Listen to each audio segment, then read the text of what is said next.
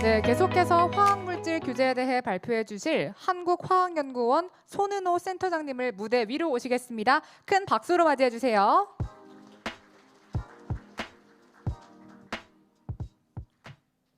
예, 한국환경원 손은호라고 합니다. 예, 발표 시작하겠습니다. 예, 제가 지금부터 말씀드릴 내용은 유럽 및 미국 과물화물 규제 동향인데요.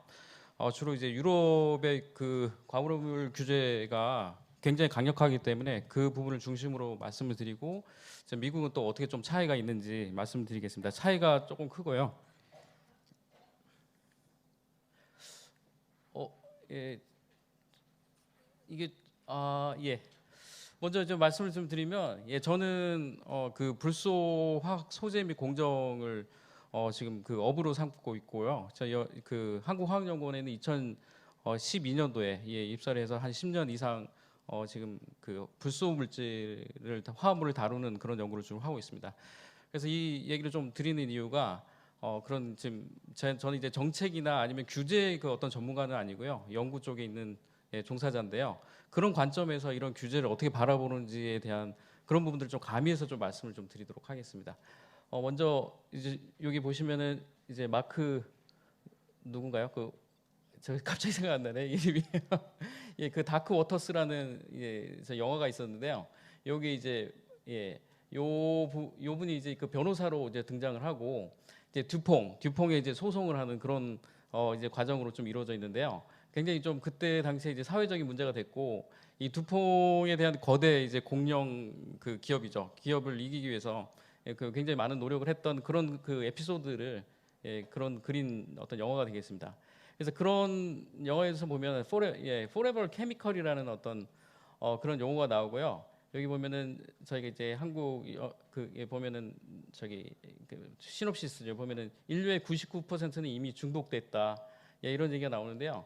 요런 내용들 그다음에 Forever Chemicals meet Forever Regulation 요게 대한 저희가 얘기를 할 테고 리티게이션 예, 굉장히 많은 소송에 이제 휘말려 있는 상태고요. 이런 것들 여기 나와 있는 내용들이 제가 오늘 다 말씀드릴 내용이 해당이 되겠습니다.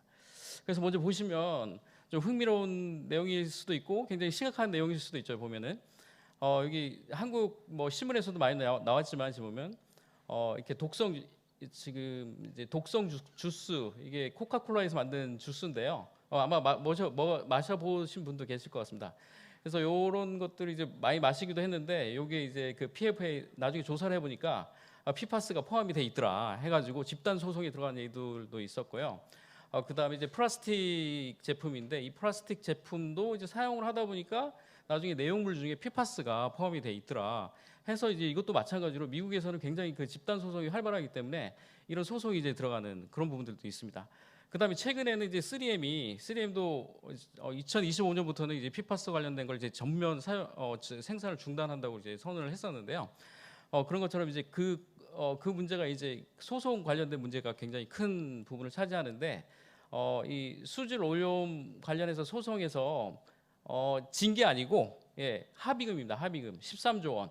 13조 원인데 13년간 13년간 지불하기로 하고 합의를 하고 이만큼을 지불을 하겠다. 근데 이게 어디에 쓰이냐면 이제 식수를 이제 정화하는데 예, 그다음에 PFAS를 없애고 뭐 그런 데 사용을 하겠다고 해서 이제 합의를 한 겁니다.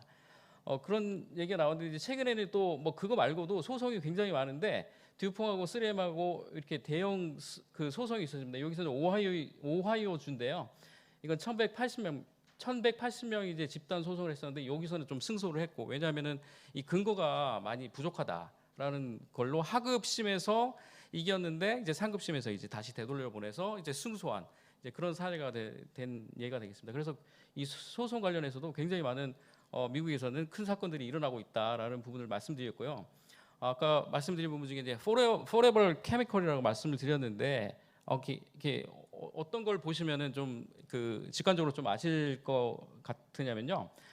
전 세계 해양 및 연안의 PFAS 물질의 농도를 지금 보면 2000년대부터죠. 2000년대부터 시작해서 2019년도까지 해서 이 세 개의 영역으로 나눴습니다. 2000년부터 2009년, 2010년에서 2014년, 15년, 19년 해서 이렇게 영역을 나눠서 이제 서메이션을 하는 거죠. 2000년에서 2009년 이렇게 영역을 나눠서 서메이션 한 다음에 그 농도가 어떻게 유지가 되느냐, 증가되느냐, 유지가 되느냐, 아니면 또 감소하느냐를 그 전 세계 그 연안 별로 이렇게 그 조사를 해본 거죠. 이렇게 해변하고 그다음에 또 그 이 각각 그 대륙별로 대륙에 있는 저 인도양, 태평양 이런 그 바다의 농도를 측정을 해가지고 봤는데요. 지금 보면은 지금 나중에도 좀 말씀드리긴 할 텐데 여기 발틱해가 있거든요. 발틱해. 여기가 조금 심각합니다, 사실은. 그러니까 많이 나오는 어떤 부분들입니다. 그리고 제가 많이 얘기는 그러니까 유럽에서 주도적으로 이렇게 규제를 하지만 많이 좀 농도가 좀 높아지는 데는 이 중국의 요쪽이죠. 요쪽 보아이해, 그다음에 항해 쪽 요쪽 하고요.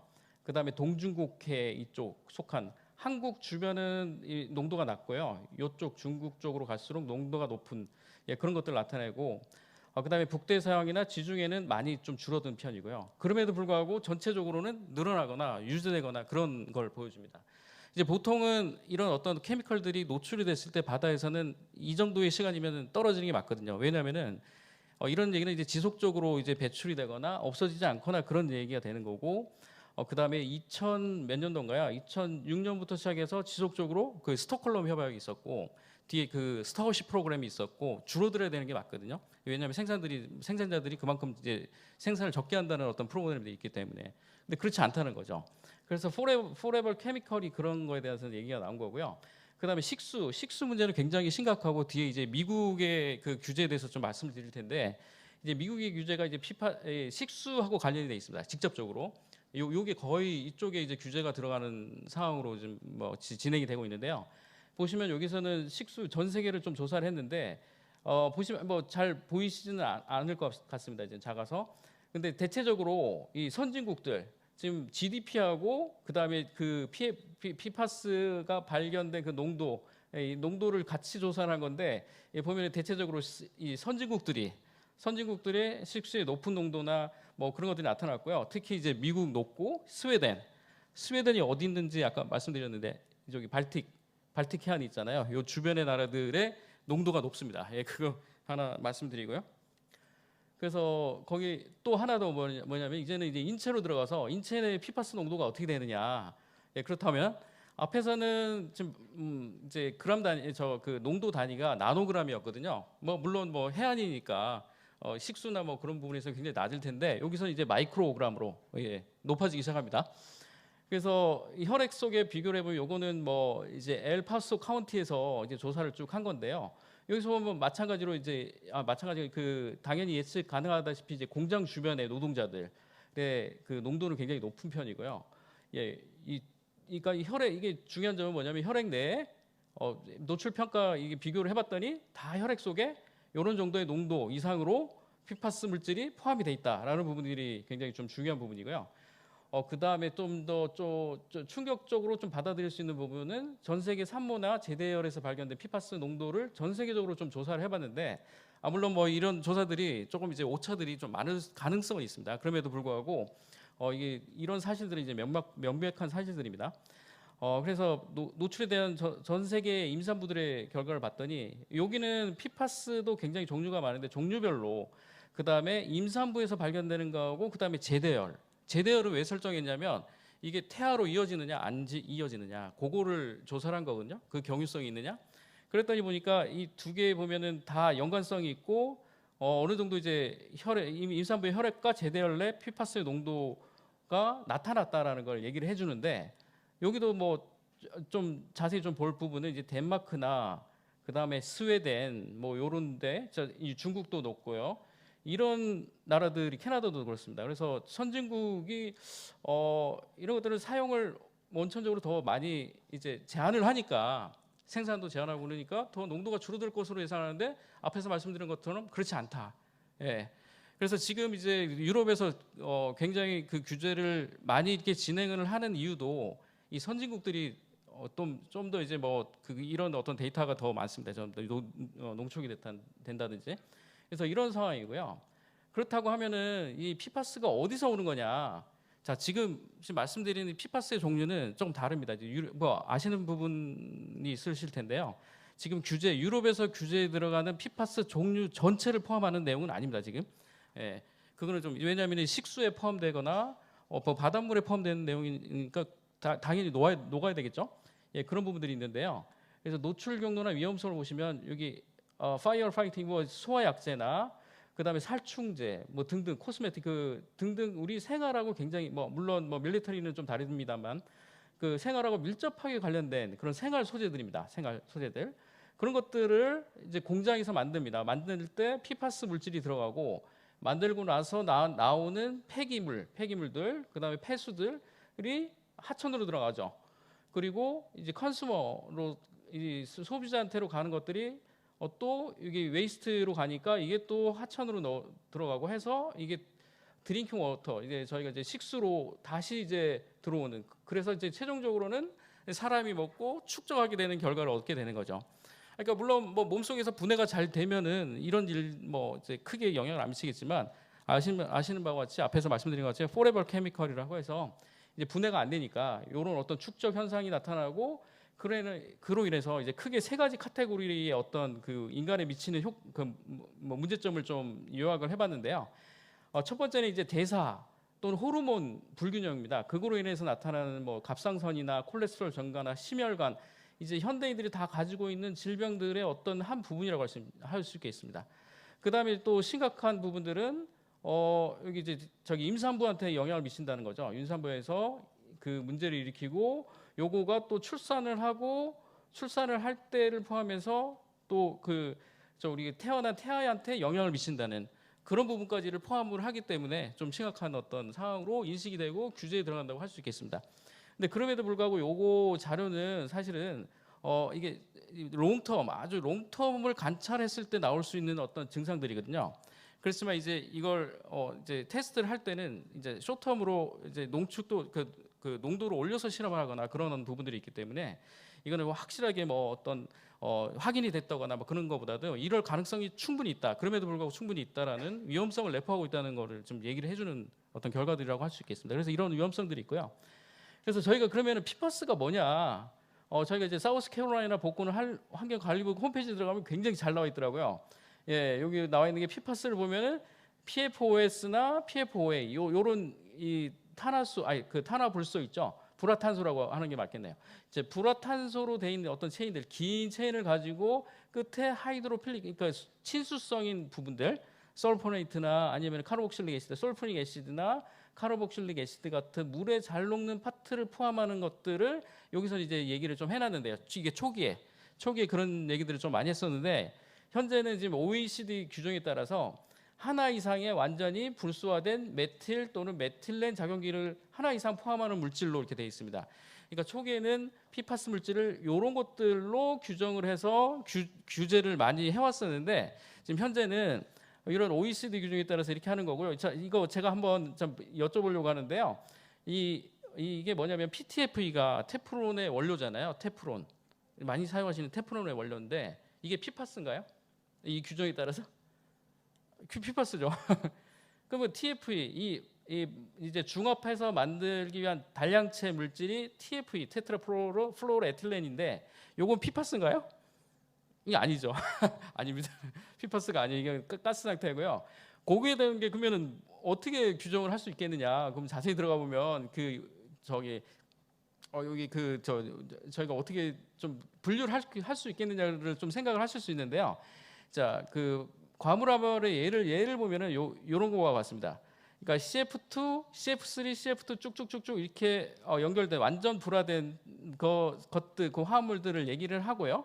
앞에서 말씀드린 것처럼 자 여기 CF3 있고 또 카본 있고 CF4 다 해당이 되죠. 이런 것들 다 해당이 됩니다. 그런데 규제 대상에서 제외되는 PFAS 화합물이나 이제 이게 조금 애매하긴 한데요. 이게 제외되는 부분들이 있는 게 앞에서 제가 여쭤봤듯이 TFE가 해당이 안 되고요. 왜냐하면 CF2에 뭐가 있나요? 더블 본드. 이건 세츄레이션 돼 있는 형태가 아니거든요. 이게 CF2에 더블 본드가 있으면 아니고요. 그다음에 그 F도 하나씩이 달렸잖아요. 하나씩. 이런 것들도 아니고요. 그다음에 여기 보시는 것처럼 CF2에 여기 H 그 하이드로젠이 두 개가 있는 거죠. 이것도 완전 돼 있는 것이 아니기 때문에 완전 불화가 안 돼 있는 거기 때문에 아니고 그다음에 CF3가 있긴 있으나 여기에 뭐가 있냐면 브롬이 있죠. 브롬. 다른 할로겐 물질이 있잖아요. 그러면 아닙니다. 그러니까 굉장히 좀 여기서 제시를 했을 때 그 EU에서 이런 규제를 하겠다고 해서 이런 그 조건을 내밀었을 때는 저희가 볼 때는 조금 이상해요. 많이 이상한 좀 부분도 좀 있습니다. 근데 여기서 이 조건으로 삼는 게 뭐냐면 이게 중요한 부분이 환경 중에서 완전히 생분해 또는 강분해 등 분해 가능성이 높은 작용비를 가진 부분들입니다. 그러니까 이런 어떤 그 분자 구조적인 관점에서 봤을 때 분해가 용이한 물질들이죠. 이렇게 더블 본드가 있거나 그 불소로 다 돼 있을 때는 불소 물질로 완전히 다 돼 있을 때는 분해가 굉장히 어려워지는 거고요. 이렇게 다른 이 불소 돼 있는 파트에 다른 것들이 이렇게 붙었을 때는 분해가 용이하다. 예, 그런 걸 관점으로 해서 하는데 이것도 좀 문제가 있습니다. 이런 것들이 분해가 잘 된다고 했을 때 그러면 환경적으로 문제가 없는 거냐? 그건 또 다른 문제거든요. 예, 그런 어떤 그 아이러니한 측면이 있는데 저희가 이제 아무튼 PFAS의 제한 일정, 그러니까 그 규제 절차 및 일정을 좀 살펴보면 아마 기업에서는 대응을 아마 올해 9월까지 해서 의견서를 제출을 많이 하셨던 걸로 알고 있습니다. 의견서를 많이 제출을 하셨는데 보면은 저희가 그 전에 예상을 좀 못했지만 2023년 올해 그 3월인가요? 3월에 보고서가 공개가 됐었죠.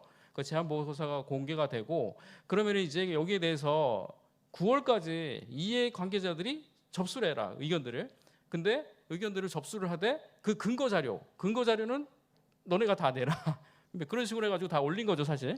그래서 의견서를 접수를 다 받아서 올리고 그 다음에 이제는 의견서 초안을 이제 12월이죠. 올해 지금 12월인데요. 초안을 적용하는 또 시점이 나와 있습니다. 취합해서 적용하고 이제 내년 3월에는 이제 공식 의견을 초안을 발표를 하고 그다음에 유럽위원회에서 2024년 6월 이쪽에서는 초안 발표하는 그래서 이제 내년에는 이제 요것들을 초안 발표하고 개정에 들어가면서 2025년에는 이제 규정을 적용하는 그런 과정이 나와 있습니다. 26년부터는 이제 그 제한 조치에 들어가는 거죠. 이제 그래서 그런 전체적인 일정으로 좀 이루어지고요. 그 중에서 보면은 여기서 이제 접수를 하셨을 때 보셨겠지만 이제 규제 옵션이 두 개가 있습니다. 이게 18개월 후에 완전히 전환을 하느냐, 완전히 금지를 하느냐, 이거는 해당이 안 되고요. 사실 그 2번 5년 또는 12년 사용 유예 이쪽으로 가고 있지 않습니까? 예, 이런 쪽이 적용이 될 것 같고요. 그래서 보면은 PFAS의 제한 분야 및 유예 기간들을 조금 살펴보면 지금 보시는 것 같이 아주 다양한 다양한 분야가 있는데요. 여기서 뭐 이런 부분은 좀 참고를 좀 해 보시고 그 중에서도 지금 보면 중요한 게 지금 이건 컨슈머나 아니면 그 코스메틱스 뭐 이런 부분들이 있거든요. 요게 이런 그다음에 컨스트럭션 쭉 있는데 중요한 거는 이제 5년이나 12년, 5년 유예도 아니고 18개월 후에 완전히 전면 금지하는 어떤 품목들이죠. 이런 품목들을 보면 굉장히 생활 밀착형 어떤 소재들이 좀 많습니다. 그리고 지금 뒤에 좀 말씀을 드리긴 하겠지만 이 PFAS 물질에 보면 고분자와 비고분자 화합물들이 같이 섞여 있는 형태거든요. 앞에서 포레버 케미칼이라고 해서 식수나 물에 녹아 있는 것들이 문제가 되는 것들은 이 설펙턴트 형태의 구조를 말씀드렸는데 고분자는 설펙턴트가 아니고 인체에도 무해하다라는 어떤 것들이 많이 알려져 있는 상태거든요. 그래서 기업들이 그런 것들 때문에 의견서에서 굉장히 많은 클레임을 이제 뭐 이런 의견서를 낸 것으로 알고 있습니다. 그래서 보시면은 2000년부터 2017년까지 저희가 보면 스웨덴, 핀란드, 노르웨이, 덴마크에서 사용된 PFAS. 그러니까 PFAS는 여기서는 고분자까지 다 포함해서를 말씀드리는데요. 물질을 보면 여기 푸른색은 고분자 물질입니다. PFAS에서 고분자 물질이고 여기 좀 진한 청색은 남색이죠. 남색은 다른 논 포리머 형태를 얘기를 하는데 대부분 보면 많이 사용되는 부분이 고분자 형태가 되겠습니다. 그래서 불소 고분자가 이제 전체 불소 화합물이죠. 불소 화합물의 시장 중에서 약 한 42조. 그러니까 여기는 2029년이니까 2021년으로 따지면 한 23조 정도 되죠. 23조 정도 되는데 여기서 한 60에서 한 70% 정도의 비율을 차지한다고 볼 수 있겠습니다. 그래서 시장이 더 큰 거죠, 훨씬 더. 그럼에도 불구하고 고분자까지를 규제한 상황이고요. 그래서 고분자는 이렇게 굉장히 핵심 소재로 많은 분야에 이제 적용이 되고 있는 상태고요. 요거는 좀 시간 관계상 넘어가도록 하겠습니다. 안 넘어가네. 예, 감사합니다. 그래서 지금 이 그 고분자 비고분자 형태와 고분자 형태가 어떤 종류들이 있는지를 조금 한 번 더 다시 말씀을 좀 드리고요. 그래서 아무튼 금방 말씀드린 이제 그 계면 활성제 계열 그런 부분들은 물에 녹는 이제 논폴리머 쪽이 좀 많은 형태고요. 이제 고분자는 플로로폴리머 아시는 것처럼 테프론이나 PVDF나 등등의 어떤 그 우리가 범용성 고분자를 포함한다고 생각하시면 될 것 같습니다. 그래서 그런 문제들이 있기 때문에 많은 연구자들 그다음에 이제 기업에서는 이런 이제 그 로직을 제시를 합니다. 이제 불소 고분자는 그러니까 polymers of low concern 그러니까 뭐 OECD에서도 뭐 이런 얘기를 했지만 그러니까 이런 어떤 로직을 따라야 된다. 그러니까 문제가 되는 부분이 뭐냐면 불소 고분자를 이제 제조를 할 때 PFAS 물질을 사용을 합니다. 왜냐하면 공정상 이런 것들을 공정적으로 굉장히 잘 만들기 위해서 프로세싱을 좋게 하기 위해서 이 PFAS 자세한 건 그 질문하실 때 해주시면 될 것 같고요. 만드는데 그런 것들을 없이 만들자. 없이 만들었을 때는 규제 예외고 있을 때는 거기에 대해서도 그 농도를 적용하자. 뭐 그런 것 등등. 이런 어떤 로직을 가지고 가자는 어떤 의견들이 중론으로 사실은 지금은 작용하고 있는 상황이고요.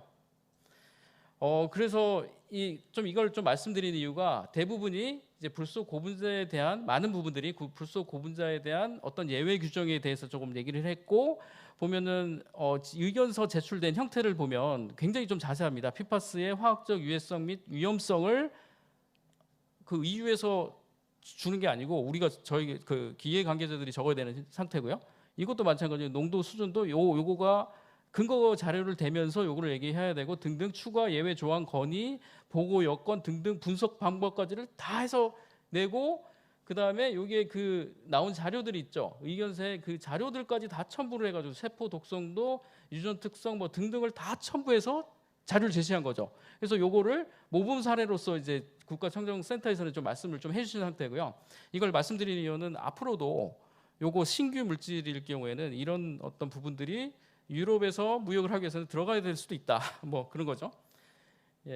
그래서 지금 뭐 일단 미국에 대한 부분을 말씀드리기 전에 전 세계 그 PFAS 제한 규정 흐름을 좀 봤을 때 선진국 위주로 이렇게 뭔가 규제가 들어가는데요. 이제 대부분 뭐 유럽도 그렇고 미국도 그렇고 다른 부분들도 다 PFOS나 PFOS나 PFOA 그러니까 물에 녹는 것들 그런 것들을 처음에 이제 규제를 했어요. 다들 합의를 해가지고 규제를 했는데 이제 2023년도에 갈린 거죠.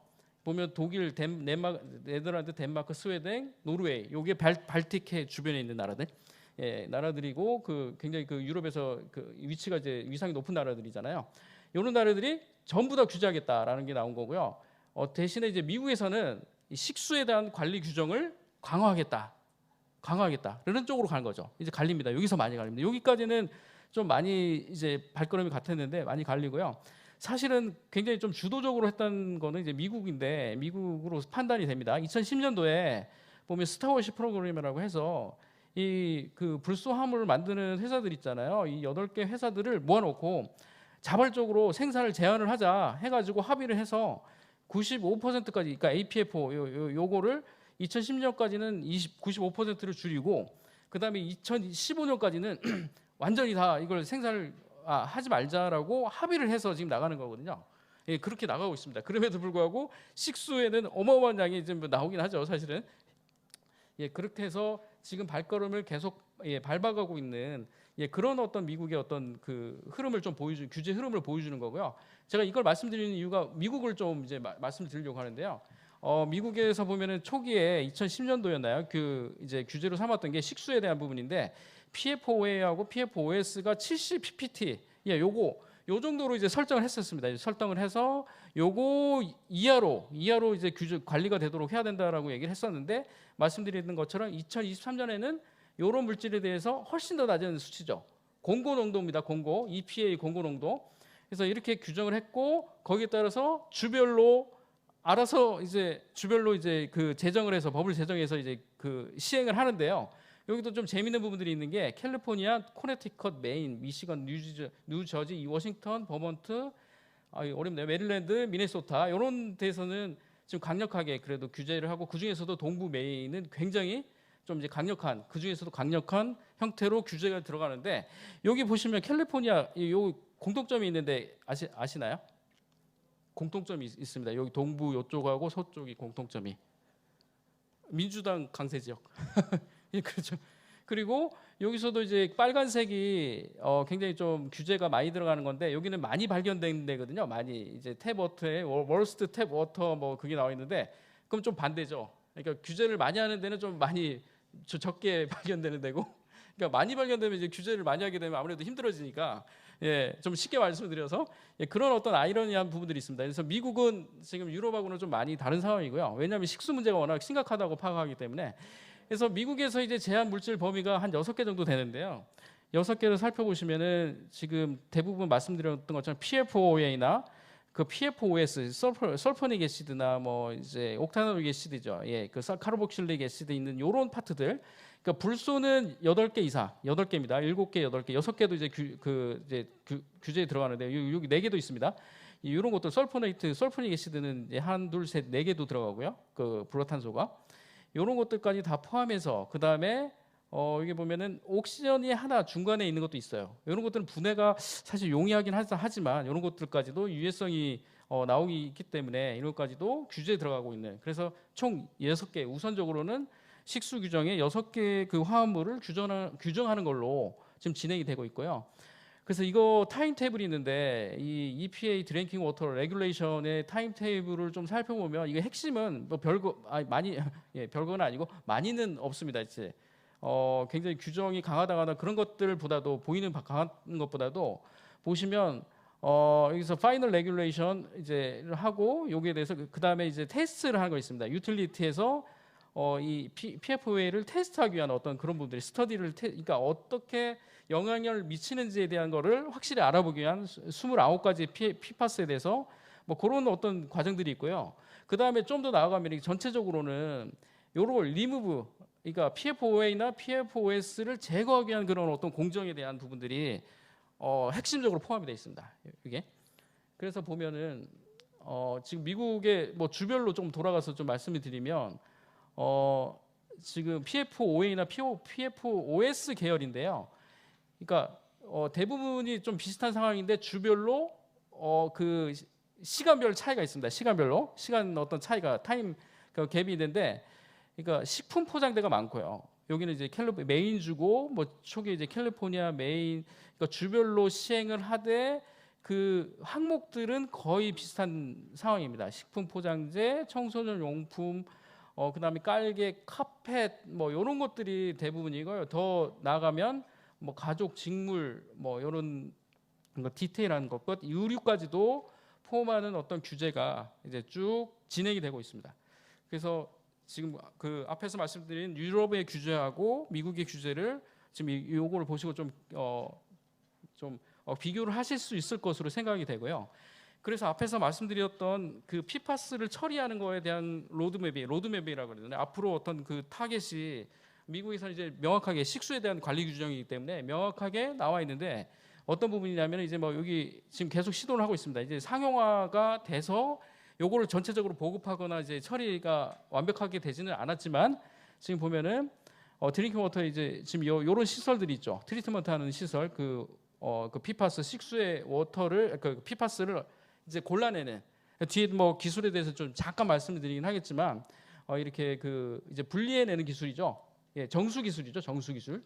그다음에 오렌지 카운티 주에서는 이런 어떤 시스템, 뭐 이게 뭐 자세히 기술은 나와 있지 않지만 그 시스템을 이렇게 설계해서 이런 어떤 그 상수도를 이제 정화를 하겠다 뭐 그런 것들이 있고요.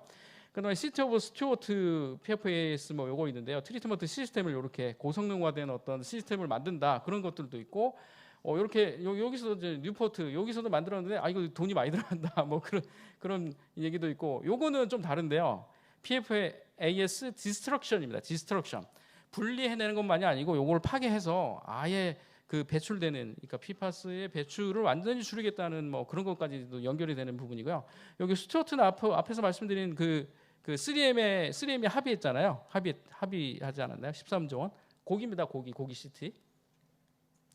그래서 그 기업들에서는 어떻게 그 대응을 하고 있느냐를 좀 살펴봤더니 이제 굴지 뭐 이제 PFAS를 생산하는 이제 사용하거나 하는 회사들인데요. 보면은 솔비에는 이제 PFAS를, 이거 SA가 아니고요, AS를 파괴할 수 있는 새로운 기술, 투자에 집중한다, 파기한다는 거에 이제 방점이 잡히고요. 그 다음에 차세대 계면활성제를 개발해서 이제 보급하고 있는데 이 구조를 한번 그 핸드아웃 자세히 보시면 PFAS를 피해 나가죠. 교묘하게 피해 나가는 구조 이런 거 이제 이제 생산을 하는 거죠. 승인을 받아서 이런 것들 이제 나중에 규제가 계면활성제가 된다 그러면 요거만 써야 되지 않을까요? 뭐 성능이 좋다고 하면 예, 그런 어떤 가고요. 방향으로 가고 알케마 같은 경우는 불소 계면활성제, 그러니까 그 고분자를 만들 때 사용하는 불소 계면활성제를 완전히 이제 없애겠다. 이제 그런 얘기고요. 다이킨도 마찬가지로 제조와 사용을 완전히 종료하고 포집 기술, PFAS 포집 기술 이런 것들에 집중을 하겠다 뭐 등등 해서 이 대부분에 보면 이제 대체 물질을 개발하겠다라기보다는 PFAS를 이제 없애겠다, 리무벌 하는데 초점이 맞춰져 있는 거죠. 왜냐하면 대체 물질을 개발하기가 굉장히 힘든 상황이죠. 그래서 이런 어떤 대응 방법들이 있고요. 그래서 이거 거의 뭐 마지막인데요. 그 향후 좀 방향을 좀 보면 대체가 가능한 게 있고 불가능한 게 있다라고 지금도 지금 제안서 의견서에 나와 있지만 저희 나름대로 이런 것들에 대한 어떤 그 로드맵이 좀 필요한 것 같고요. 저희도 그래서 진짜 완전히 대체가 가능한 부분은 비불속의 대체 화물로 빨리 바꾸는 게 낫다.